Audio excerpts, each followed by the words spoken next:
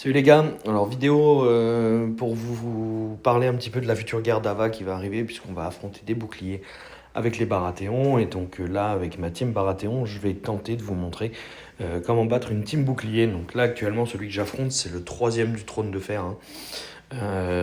Donc c'est pas n'importe qui, hein. C'est pas un guignol.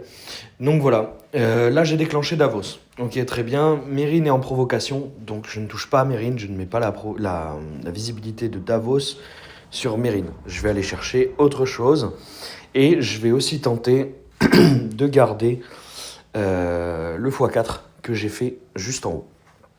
Voilà, donc dans un premier temps, on fait comme ça, on attend. C'est très bien, j'ai déclenché Varys. Maintenant j'aimerais bien avoir du rouge. Donc c'est bien, ça m'a fait un autre x4. Donc là j'ai du rouge, là j'ai la visibilité, j'ai tout. Donc on va focus directement Mélisandre en face. On va lui mettre aussi Varys et on va mettre ça. Voilà, et ensuite maintenant on va tenter... Je peux jouer? Merci. On vise Stannis. C'est important parce que je veux mettre les dégâts de la bombe qui va exploser là sur Stannis. Et dans tous les cas, comme Mélisandre est visible, elle va prendre tout aussi. Voilà. Donc Mélisandre devrait mourir. Mérine meurt aussi, comme vous pouvez voir. Ma Mélisandre est morte, logique. Maintenant, je vais mettre la visibilité sur l'ami Benjen. Et je vais taper Stannis.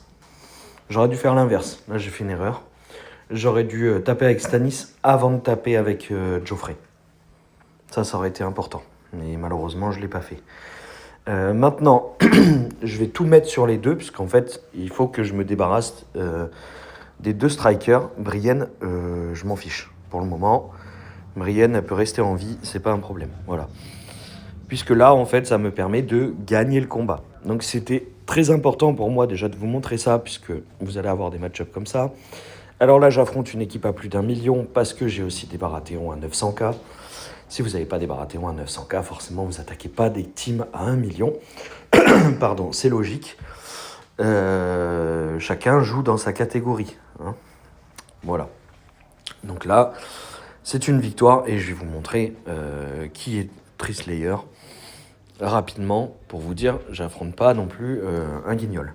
Voilà, vous voyez, Trislayer, là, il est 6ème, il était 3ème tout à l'heure, juste avant que je le batte. Il a dû prendre 2 défaites d'affilée, d'ailleurs, parce que je lui ai mis moins 47 et qu'on voit que même si on lui met plus 47, bah, il est 4ème. Atto a dû gagner, il a dû prendre 2 défaites d'affilée, mais bon. Bref, peu importe. C'est le top du trône de fer de Team Bouclier.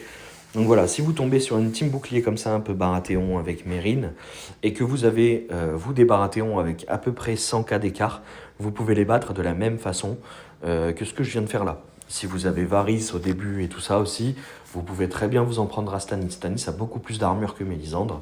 J'ai attaqué Mélisandre puisque c'est la plus faible, mais vous pouvez attaquer Stannis à partir du moment où vous avez Varys qui débuffe l'armure.